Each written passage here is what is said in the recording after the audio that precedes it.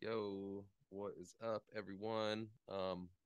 So I am doing a video today on really the first part of my sound design series, which will kind of be an ongoing series forever. But I do have 4 videos that I want to get done as part of this initial run of videos, as sort of like an intro to a lot of these concepts in Ableton.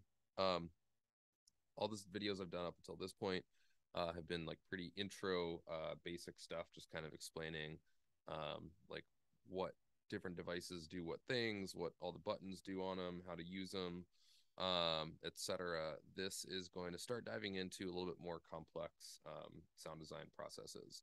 Uh, for the purposes of this, it's mostly going to be about bass design, synth design for um, right now.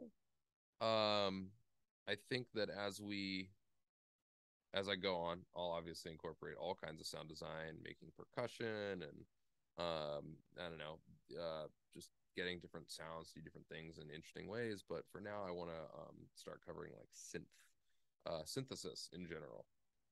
So this video, there's gonna be 4 in this series, and this one is going to be on basic concepts. The next one I'm going to do is going to be on using operator and post processing, just to show like what Ableton can do with its native devices to really get the kind of sounds that a lot of people in bass music are looking for. And then the third one is going to be about using racks, instrument racks, and audio effect rack grouping to get some further complexity and further sort of functionality. And then the last one, the fourth of this group of 4 videos, is going to be on resampling. So yeah, let's dive right in. I'm pretty excited to do these. I've done I cover this stuff in a lot of lessons I do for people. I even did a workshop recently at a festival this summer that I'm hoping to kind of make more of a mainstay, where for an hour and a half we kind of went over a bunch of different Ableton sound design stuff. So, basic concepts. So, what's going to be mostly covered in this video, and I always say that I'm going to try to make this like 10 or 15 minutes, but knowing me, it probably won't be.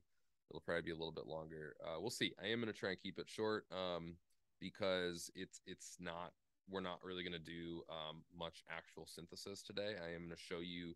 I'm going to use a couple of synths in here just to kind of illustrate some points about sound. But mainly, what I'm going to cover in this video is um, kind of what sound is. I'm going to cover harmonics. I'm going to cover envelopes, LFOs. I'm going to use our own speech and like vocal linguistics to kind of illustrate some points, and kind of talk about what makes sound interesting. So, starting off, everyone, I don't know if it's obvious or not at this point if you watch some of these other videos or how much you know about sound in general, but sound is frequencies. A frequency is an oscillation, right? It's pressure, air pressure, essentially moving back and forth. Um, when it moves back and forth a certain times per second, that's what we call frequency. That amount of times per second, like if you have the air moving back and forth 41.2 times a second, that makes what we know as an E note, or 440 times a second, 440 hertz, that makes what we know as an A note. So frequencies can be looked at as like the mathematical, the shape that we have assigned to a frequency. A perfect single frequency is a sine wave. I'm going to pull open this operator so we can kind of start looking at this. This shape here, you can see my cursor down here. This shape right here is a sine wave. Um, all sounds, well, it's kind of a complex thing to understand, but essentially, sine waves don't really exist in real life, right? It's theoretical. You never get a single frequency in real life. I mean, maybe you do in like a laboratory setting, but essentially, as soon as sound is out in the air, um, it becomes imperfect. Air moves in certain ways. There's wind, there's white noise. Wind is what's called a direct current rather than alternating current. An alternating current is like the sine wave shows. There's a positive and a negative side. you know, you can kind of draw like a straight line through the middle here, positive and negative. So all sound, all tonal sound, is really all sound in general. What we perceive as sound is an alternating current. Now direct current is just unidirectional, like it's just a positive or just a negative. So like wind, even though wind causes sound, it causes white noise, which actually is a vibration.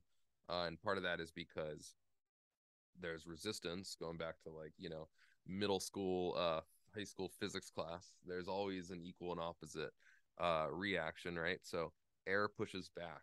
When I hit this table pushes back. So something like wind, which is a direct current, will still cause a bunch of oscillations in the air around it, and that is white noise, which is a ton of different frequencies, just kind of put together, that doesn't exactly have a tonality. When I say tonality, I just mean like something that we can kind of identify as a note, like an A note or an E note or a C note or whatever. So where am I going with this? I knew this one was going to be a little bit tricky to start diving into these concepts and make it sort of succinct. You have an alternating current. In the most basic form, a single frequency is a sine wave. Sine waves don't really exist in real life. Or you can kind of look at it as every sound out there is made up of a ton of different sine waves, since every sound is made up of a bunch of frequencies. And each one of those individual frequencies sort of is a sine wave. When you smash them all together, though, and you get what we know as a sound, like the sound that's coming out of my voice right now, it's not a sine wave, because all those frequencies together create a much more complicated looking wave than a simple sine wave. So I'm going to cover something called harmonics, and this isn't something I'm going to be able to do justice in any reasonable amount of time. I definitely suggest like reading about harmonics, what harmonics are, the math behind harmonics, and how harmonics make up sounds. Harmonics are just what we refer to as a series of frequencies. And the series is based off of the fundamental frequency. So if I play a sine wave here, that is a single frequency. As you can see, just a sine wave. If I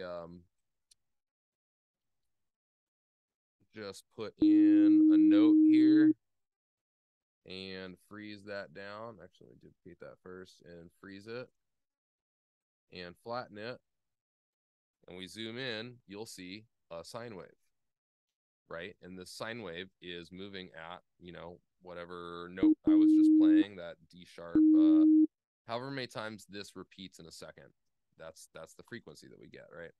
So we go back into here. If I were to, let's see, what frequency is this actually at? Let me go to something I know. Just I'll stick with the low E, since that is just something I know really well. All right, so this is a low E note, an E0. That is technically 41.2 hertz. That is, when we're playing it, the fundamental frequency. Now in operator, I think I covered this a little bit in my intro to operator video, you have this oscillator section right here. Each one of these is another sine wave, another frequency that you can draw in the harmonic series. What the harmonic series is a multiple of the fundamental frequency. So if this fundamental frequency right here that we're playing is 41.2 hertz, that means this one is going to be 82.4 hertz. Yeah, right around there. Any one. This next one, which, by the way, that second one you'll notice is an octave because it just doubled this one. Now the third harmonic is not going to be an octave. It's going to be another 41.2 hertz added onto it, and so on and so forth. Each one of these that I put in here, I'm adding 41.2 hertz every time. I'm adding the fundamental frequency value every time. As I start drawing in a lot of these, you'll notice that this wave down here no longer looks like a sine wave. That's kind of the point that I was explaining a minute ago, which is that since these are all technically sine waves, they're all just technically single frequencies. But when I add in a ton of them together, they're no longer producing a sine wave. They add up to produce this wave down here. I don't know if you can really see that super well, but I will actually just duplicate this and freeze and flatten it again so we can zoom in real quick. So now we get a wave that kind of looks like this. Ooh, let's see here. Why is that sounding so different? Maybe because it's warped. Huh. That is weird. Oh, you know what? Because this is a much higher note. So I didn't actually record that E. Let me go and redo that really quick so we can illustrate the point here. This is the note that I'm playing there. All right, so let's just do that one more time. It'll basically look the same. It'll just sound like what I'm actually playing instead of a different note. Flatten track. All right, so this is what we got. And you'll see that this makes a different sound than this when it is just a single sine wave. Whoop. It's just that low E, nice subby E. So why is this important for understanding sound and how to make cool sounds? We're going to need to kind of table the harmonic thing for a second and kind of cover this other concept, and then we'll bring it full circle back to the harmonics. So, what makes sound interesting is movement. Anything that is completely static, such as like even, you know, as fun as this sound right here may be to listen to, if it goes on a little bit too long without any sort of movement or change, it's going to get pretty boring pretty fast. This is something that, especially in electronic music, is one of our main sort of issues to solve or problems to solve, because when you're playing organic instruments, you can't stop there from being movement. When you pluck a guitar string, there are envelopes acting on that. You know, like it doesn't just stay playing the exact same sound forever. It eventually, you know, the volume kind of comes down. There's a little bit of like warble in the pitch. You know, the attack and release of like the string itself kind of affects a lot of that. If there's a tremolo, the wood affects how the tone will sort of change over time. Same with like, you know, hitting a key on a piano. The way that you hit it is going to change that. The shape of the inside of the piano chamber or the wood the piano is made of, the thickness of the strings are all going to affect how that sort of changes over time. But the point is it's not a computer generated wave that can just go on forever. So there are every sound in the world is made up of envelopes, right? And this is the example that I always use in like the classes that I teach, is let's take the word wow for an example. When I say the word wow, there's three envelopes happening at the same time, at least three off the top of my head that I can identify right away. There's a volume envelope because it goes wow. So it kind of goes up and then down. You know, there's no sound. My vocal cords start generating sound. It reaches a peak loudness right in the middle where I go wow. And then it comes down, right? All right. There is a filter envelope. Our mouth acts as a filter. If I left my mouth open the whole time and tried to make the sound, it would sound like ah. There's no difference. It's literally just wow, wow, wow. It's literally just a filter.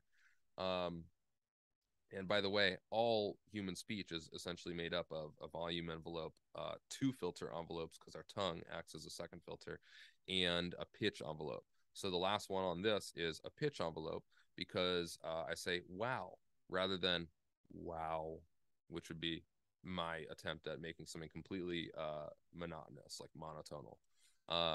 So there's three envelopes: volume envelope, filter envelope, and pitch envelope when I say the word wow. All human speech is essentially made up of a volume envelope, a pitch envelope, a filter envelope from your mouth, from your lips, I should say, and another second filter envelope from your tongue. Now, this is a little bit of an oversimplification. There are other sounds we're able to generate, such as like the white noise we get from an S or a T. There's certain, like, you know, any kind of sibilance like that. There's certain things that we get from like pluffs, is that the right word? When any like P's or B's, things like that, where we're able to sort of shape the transients. But for all vowels, at least, we are shaping those vowels with two filter envelopes, and then the rest of the speech is, you know, adding in whatever sibilants and pluffs and different transients and shaping that we can do. But essentially that's it. We get four envelopes to play with, and all of human speech is essentially made up of that. So keep that in mind when you know, we all know how complex sounding language is in general. With those four envelopes, you can generate a lot of different sounds. So why I'm kind of harping on this is that in order to make sounds interesting and have movement, you need to pay attention to envelopes. You need to create envelopes for everything. Um, you need to have volume, pitch, filter envelopes, and then envelopes with all kinds of other effects. And that's sort of the beauty of getting into experimental sound design and bass music and electronic music in general, is getting to play with the automations and the envelopes of these different sounds. So going back to, and by the way, so envelopes and then LFOs. LFOs are just, you know, for people who are really kind of getting into this for the first time or are still sort of new at a lot of this stuff. LFOs are essentially just a repeating envelope. So the envelope, let's say it's an ADSR envelope: attack, decay, sustain, release. The attack is the point it takes to go from the minimum value to the maximum value. The sustain point is where the sound sort of sustains until there's a release. And in the case of playing your MIDI controller, the release is when you pick your finger up off the key, and there'll be a release time that takes it from that sustain point value to the minimum value again, which if the minimum is 0, in the case of the word wow, there's no sound, and then there's sound, and it gets louder in the beginning, and then it kind of fades back down to nothing. Wow. You know, so that is that envelope. For all like sort of like wub sounds that people make, like any sort of like what, that's what we call an envelope. Sorry, an LFO, which is just sort of a repeating envelope. In the case of like your most basic wub, that could be like a filter LFO and a volume LFO, or even just a filter LFO, which essentially, as we'll kind of get into in another second, filters are sort of just volume too, volume of some frequencies versus others. So essentially, the tools that we have at our disposal outside of the actual devices in Ableton, the tools that we have as, you know, music producers to create interesting sounds and movement in sound are envelopes and LFOs, and then just automation in general, which is just us sort of drawing in the path that different parameters take. It could be volume or pitch or filters, or it could be, you know, the amount on a chorus or on a reverb, or the delay time that an echo or delay effect takes. So going back to harmonics and why it's important to understand harmonics is for a lot of sounds, in order to give it movement and in order for envelopes to sort of have a real effect, you need frequencies to sort of mold and shape. So this is the example that I'll go into here. When I play this sine wave, let's grab a filter on here. Or you know what? I'll do an EQ so that you know, I'll use it as a filter just so you can actually see the all right, so here we have an EQ. I can change this frequency here, so that essentially is going to act like a low pass filter, right? If I play, let's see, where are we at here? If I play this low E, get rid of this guy here. Actually, I don't need this audio clip either. If I play this low E, we have this sine wave, right? If I move this filter all the way through here, you can see nothing really happens until it goes past this. And then it's essentially not even really acting like what we know as a filter. It's acting as a volume knob. Like it's here and this is playing at full volume, and now it's here and now it's playing at a lower volume that we probably can't even really hear since it's such a sub, you know. I'll do the same thing on a little bit higher key. Let's go here. Okay, so there's just a what is that going to be, like a 80, like 160 something E2. Same thing, it's a sine wave, right? So it's just a single frequency. So if I start moving this filter around, no change, no change, it gets quieter, even quieter, louder. Okay, so the point I'm trying to make here is that when you have a single frequency, like a sine wave, which is a really boring sound for all intents and purposes, it doesn't really give you a lot to work with. I can't even really use a filter the way that I would normally use a filter. The filter is just acting as a volume knob. The thing I just did right here by doing this, I could just do over here by changing this volume knob right here.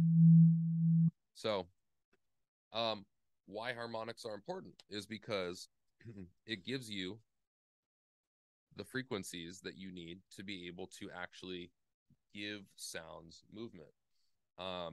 Without those frequencies, you don't really have a lot to push and pull and play with.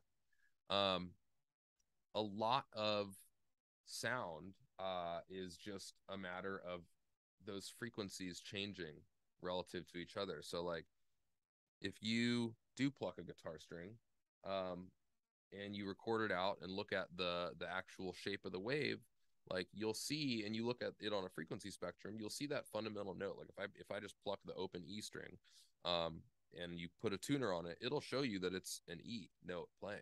But if you look at it, it's obviously not a sine wave. There's going to be a bunch of frequencies present, and each one of those individual frequencies don't all line up to be an E note. They all line up with harmonics from that fundamental. And again, the reason why harmonics work in like acoustic instruments and just in the world sonically, you got to go and just spend a few hours reading about it if you really care enough to. So all this to say, this is going to lead me to sort of this final concept, and then I'll probably wrap up this video and try and start the next one. I want each of these to be kind of digestible in their own ways. I know that this one is pretty out there, like theoretically speaking, and might be kind of hard to grasp. Maybe not what you expected for the first one of these, but don't worry. We're going to get into proper sound design here soon in these videos, and the way that I teach people, I really want people to have a good understanding from the ground up, like really have a good foundation on like how sound works, why it works, and knowing that stuff gives you the tools to get really creative with your own sound design. So here's this concept that I'll lay out too. There's really only three things that you can do to a sound. And when I say sound, I'm going to start referring to it as a signal in this case. Just like a waveform, a sound signal, whatever you want to call it. You can adjust the volume, you can distort the signal, and you can delay the signal. So I'm going to repeat that again. You can change the volume of the signal, you can distort the signal, and you can delay the signal. Now, pretty much please leave in the comments if there's something you want to add into this, but no one has been able to disprove this theory yet. Every device in Ableton, like if I go over to this audio effects section here, every one of these I can break down into some combination of those parameters. So let's go back to a filter. When I have, let's pull this in here. Actually, no, let me just pull in like a nice saw wave, because you'll start to see that as you start playing with harmonics, that all of these basic shapes, what we know of as basic shapes, are actually just different harmonic patterns. So like a saw wave, a digital saw wave at least, is every single harmonic present. So if I play like a low E, like a low 41.2 hertz wave, then it's essentially just adding 41.2 hertz across the entirety of the frequency spectrum. Let me turn this down a little bit in case that's kind of loud. Across the entirety of the frequency spectrum, all the way up to 20,000 hertz or even beyond it. When I pull in a square wave, look at this. If you notice, it's every odd harmonic. It's the fundamental, the first harmonic, and then the third, and the fifth, and the seventh, and the ninth, and the 11th, and so on and so forth. When I pull in a triangle wave, let's see here, you'll notice this pattern right here. it's not that far off from a sine wave, and it just has the first, third, fifth, seventh, ninth, 11th, 13th in a certain proportionality, like a certain ratio between these. So I'm going to go back to using a saw wave for this demonstration here. Let's see here. It's not too loud. All right, so as I move this filter across,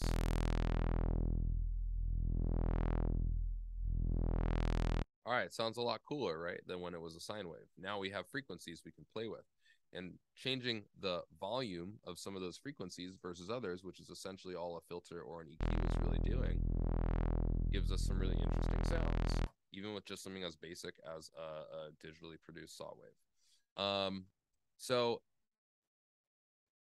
what's the next thing to cover here, I guess, is distortion. Like, what I mean by distortion. Distorting the signal is essentially what all overdrive units are doing, and a lot of amps and all saturators. They're all distorting the signal, the waveform, in some way. The way that most commonly saturators and overdrive units and things like that, distortion units, whether it's hardware or plugins, do is by boosting the volume of the input signal past a clipping point where, the way this functioned in hardware was you had circuitry that literally would reject past a certain voltage. And what that would do is clip the signal down. It couldn't handle above a certain signal. So as the circuitry becomes literally saturated with voltage, there's a certain ramp to its maximum peak that it cannot handle any more voltage. So when you're looking at an alternating current wave, you have the central axis here. You have your positive side and your negative side, right? There's, again, the positive, the negative. The farther away that signal is from that neutral line is sort of a representation of amplitude or like energy in that signal. And energy in an electrical signal is measured in voltage. Actually, I could be wrong on that, but this is the best of my understanding on this stuff. So you can't just throw any voltage you want into like a little, let's say like a hardware, like a distortion guitar pedal or something like that. You have a limit. As that circuitry becomes overloaded with signal, it tends to saturate and sort of reject it at an angle. It'll clip the signal, and this is what we know as clipping. But the way that the signal gets clipped is different in all these different devices, whether you're talking about hardware or software. There's different algorithms. There's different in hardware. There's different actual like circuitry designs that allow the shaping of that waveform to kind of change. So I guess the best way I can do this is let me see if I can. Yeah, let's do this here. I have this. Let me go back and just make a sine wave right here on this. Oh, let's get rid of, let me just do a sine wave like that. All right. And let me throw a V clip on here and just digitally clip this. Let's see. I guess it doesn't really matter where. Do that. So we have the sine wave going.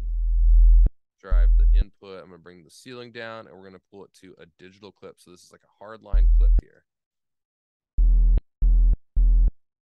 All right. I am going to freeze that, duplicate it, unfreeze this one, flatten this guy out. Okay, so what are you seeing here? Actually, you know what? I might need to actually clip that a little more for this to really have a more profound effect. So let me pull it like there. There we go. Maybe even further. There we go. Sounds good. Let me go and duplicate that, freeze, and flatten this guy. Okay, so, and actually, let me just do this so we can actually really look at this without the V-clip on it. So it's just the sine wave, freeze, flatten. Okay, so pull this up here. Let me pull the volume on that. These ones are a lot louder because remember I had to adjust the input gain in order to hit that threshold that I set. So let me pull this up. Let me pull this one up a little bit. All right, so go to this. This is our regular sine wave right here. This top one here. I'll do this like I'll make this one orange and this one yellow and this one green. All right, so this orange one right here, let me do that. Okay, so this orange one right here is our straight up just regular sine wave. You can see it looks just like a sine wave. It sounds like this. All right, so this and by the way, all these videos, it definitely helps if you're watching either on your studio monitors or on headphones. You can actually hear all the frequencies. But this one right here is that same sine wave, just a little bit clipped. It literally just clipped off the top of it, and it sounds like this. And you can see that it has some additional harmonics present. And if you look at these and actually do the math on these all fall into the harmonic series just in their own way. So that's what digital clipping does. This last one is super clipped. You can see that it still follows this sine wave, but it's just completely clipped off the top in a digital way, meaning a hard straight line. It sounds like this, and you can see these harmonics present. All right, so just by taking that sine wave and clipping it and turning it into a wave that looks like this, already we have something that's a lot more interesting to use.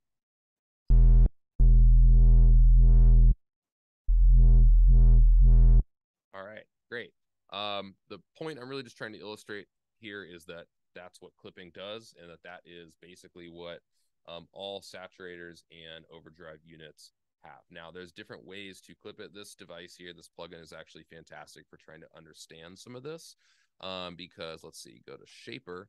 You can actually come in here and sort of play with, let's see, how do I bring this ceiling? You can actually play with how stuff gets shaped. So anyway, yeah, look into clipping as a form of distortion, and you'll have a lot more understanding of how all like saturator and overdrive and just distortion effects work in general. So anyway, changing volume, which is what all of EQ and filtering does, distorting the signal, which is essentially by using volume combined with like a threshold clip. Distorts the signal. There are other ways to distort the signal as well. Get into that another time, but that is the main way. And then there's delaying the signal, and all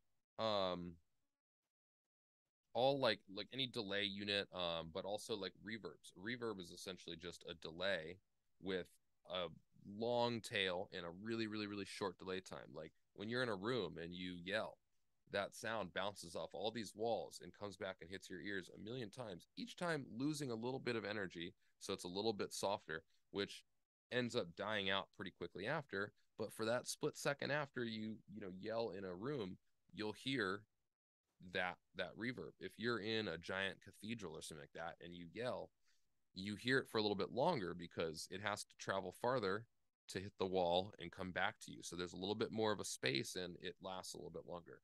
But a reverb is essentially just a bunch of delays, delaying the signal and then feeding it back on itself. All like choruses and phasers use delays, but separate the left and right channel in certain ways. So this is something I should probably cover too, between stereo and mono. So a mono signal is if it's coming out of a left and right channel, so your left and right studio monitor, or my left and right headphone, if it's the exact same signal, it is a mono signal.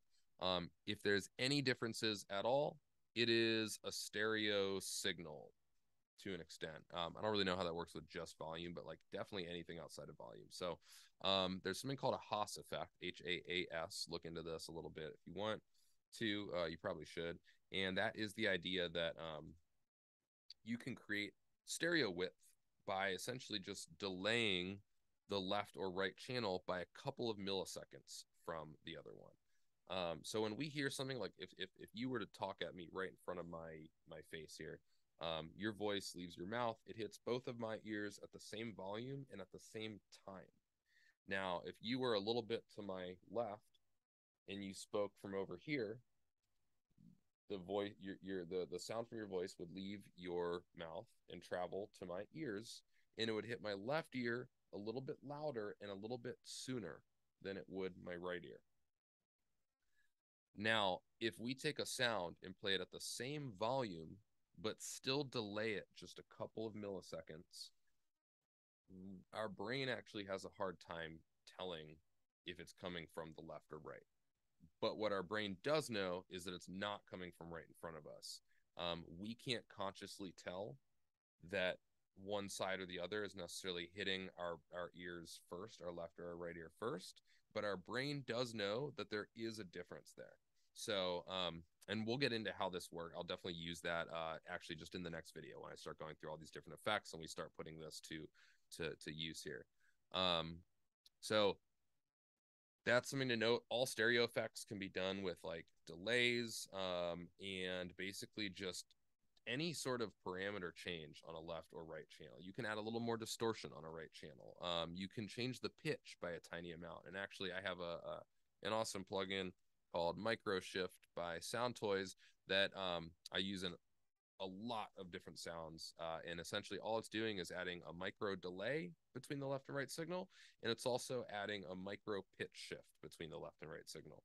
And those two together, I find that the pitch shift helps some of the phasing issues that you get from just a regular Haas delay. And a lot of this stuff is stuff you'll just have to kind of like work through and try out a lot on your own. And I'll show you how to use an awesome little Haas delay effect in the next video, I'm sure. So anyway, yeah, I'm going to try and wrap this up here. I know this was a little bit longer than what I hoped it to be. It's definitely a lot of dense concepts. You know, these are concepts that I and most people who have been at this for a while learn over the course of years, not over the course of a 20 to 40-minute video. I just wanted to introduce these concepts to you and kind of let you go and start learning them. Like do some research on harmonics and harmonic theory. Do some research on the different ways to distort signals and change sound. Do look into the Haas effect, you know, and look into basic shapes and why they are what they are, and like why harmonics, certain harmonics being present at certain intervals and certain ratios to the fundamental create different signals, different waveforms. Anyway, all this stuff is definitely going to come in handy as we move through this series. I wanted this video to basically just introduce you to a lot of that stuff. On the next video here, we're going to start just playing around with the operator and taking different Ableton native devices and making some really cool sounds using different envelopes, different LFOs, and different ways of automating things. After that, we're going to start grouping operators into racks and layering them on top of other operators or maybe other samplers and things like that. And then grouping audio effects and macroing out some of those controls so that you can affect a lot of different parameters at once and get some really creative sounds like that. The one after that, we are going to look into resampling. So like taking some of these sounds that we've now created, made complex, given movement to, and then resampling them, printing them into audio, and then either resampling them in the arrangement in the audio clip or resampling them via the use of samplers, which is going to kind of take the whole thing kind of full circle and kind of give you a really complete sort of set of introductory tools to start playing with sound super creatively. So anyway, as always, thanks for watching. I know we didn't really get into any like technical Ableton stuff. I just wanted this video to, again, just, you know, show you some of these concepts and kind of give you a primer for what we're about to dive into. So I don't need to stop in the middle of what I'm doing in those videos and kind of explain some of these sort of dense concepts. So yeah, as always, thanks for watching. See you on the next video, and like and subscribe and all that good stuff. And comment too if you have any thoughts on any of this stuff. Cool. See you next time.